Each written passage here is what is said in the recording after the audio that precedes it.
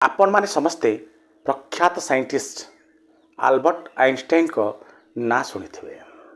थरे Albert Einstein को प्रश्न पचरागला जे आपण जानतरे ये दुनिया रे सबुठारु बड़ इंटेलिजेंट व्यक्तिंकर ना कौन।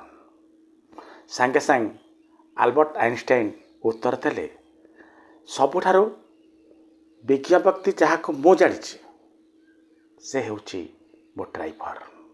यह शुणी समस्ते आश्चर्यचकित हो रहीगले एवं पचारे केमती आपण केमती कहते जे आपण ड्राइवर आपण नजर में सबुठारु बड़ इंटेलिजेंट व्यक्ति बोली। यार उत्तर देवाक जाई आल्बर्ट आइंस्टाइन कहले दिनकर घटना गोटे जगह को जाई सेठारे स्पीच दबार थिला मते डाकी थिले किंतु सेदिन मो देह असुस्थ थिला। मो ड्राइवर को कहली आमे सेमान को मना करदबा मो देह भल लगुना मु आज स्पीच दे पारिबि नाही। मो ड्राइवर टे सांगे सांगे कहला मु आपनक सहित जाई समान टॉपिक उपरे प्राय 100 थर आपनक लेक्चर सुनिछि। आपण थियोरी ऑफ रिलेटिविटी उपरे कहउछन्ते ना मु प्रांजल भाव में आपनकर प्रतिटी कथा को कॉपी करी स्पीच दे पारिबि। यह सुनला परे मु भाबिली जे जो जगह को आम जाऊे सेठी तो मते कहीं भल कि चिन्ह ना ठीक अच्छी ताहले गोटे काम करवा तुमको आल्बर्ट आइंस्टाइन बनवा पड़ो एवं मते ड्राइवर बनवा पड़ो।